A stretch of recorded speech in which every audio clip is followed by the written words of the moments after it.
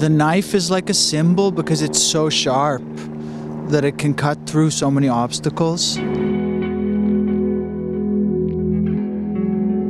grew up in Hackney in East London where, growing up knife crime was really bad. I remember some of the worst years for it. So this feels like a kind of circle of that coming back around. Everyone should be able to feel that they can walk through London and be safe and not have to worry about, am I going to make it home today, or their parents worry about them.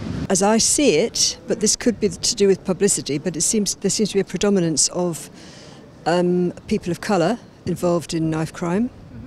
So there are drug gangs, there are gangs, young men on the streets.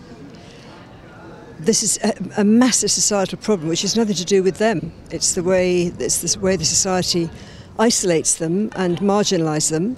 The people who are doing this are more like young people, and often maybe from unprivileged background.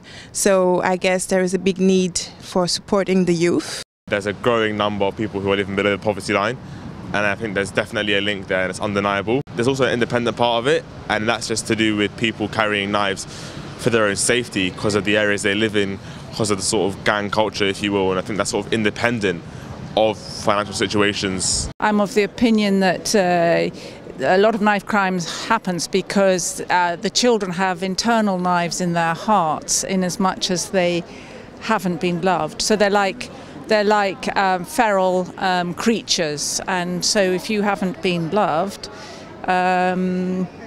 you're aggressive because it's scary to be loved. And so one way of feeling empowered is to hate and to play games of physical power rather than understanding the more dangerous game of intimate human love. So I can understand how someone who feels trapped would go to what the knife represents.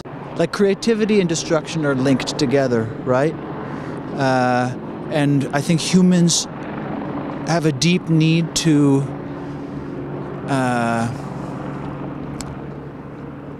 celebrate life through creating, but if they can't celebrate life through creating, then they fight against reality by destroying stuff.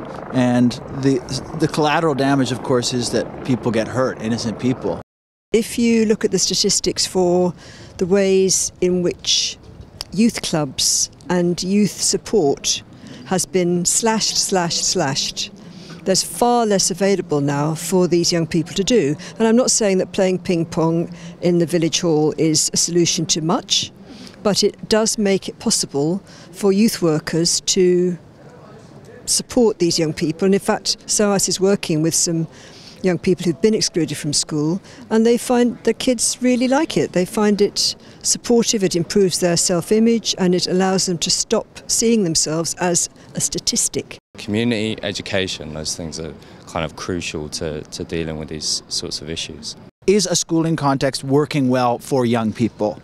Is the way that people are being taught relevant to what life is now? There's something to be said for teaching people a whole bunch of things, but it's really learning is so much more about cultivating the individual propensities in a person. We really have to cultivate in young people what they naturally feel called to be cultivating. I think schools need to lean less on measurements that punish students and work more with students. Within education, massive kind of early intervention is crucial. I don't think the solution is in schools. I think schools are meant to educate. I don't think they're meant to parent.